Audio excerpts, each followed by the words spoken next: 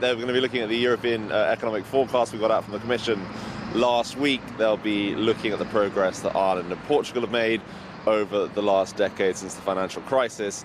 And one imagines that Mr. Trio once again is going to be on the receiving end of some difficult questions, both from his fellow finance minister and from journalists like me, about the Italian government's broadside, essentially, from Di Maio and Salvini, focused on the central bank and its role. Now, of course, the timing is quite interesting because it was just a week or so ago that same central bank released some economic forecasts that the government didn't like because it didn't fit in very nicely with their model when it came to growth and what that meant for their ability to spend money to keep up with their campaign promises from about a year ago. We've now seen Italy essentially tip into a technical recession, and that's something that over the course of the weekend, both Mr. Di Maio and Mr. Salvini talking about once again.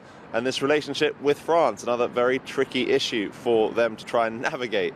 Essentially, Di Maio really trying to defend his behavior, as you heard from that short clip of him there, really trying to explain why it is that it's acceptable for him to go to a sovereign, separate country and meet with people that have been rioting violently in the streets in some cases. Clearly, Mr. Macron's government not very happy about it by recalling the ambassador last Thursday, one of the government spokesperson and one of the ministers for European affairs as well, also describing this as the end of playtime, trying to send a message to the Italian government they need to get serious about the relationship between the two countries. In terms of the meetings here today, Mr. Trio will be trying once again to answer these difficult questions, explain why it is that the Italians have built out these growth models. Doesn't seem like they're fitting very well with what their expectations were. And a few months ago, I remember asking him, what will you guys do if this doesn't work out, if this gamble doesn't work out in terms of shock stimulus?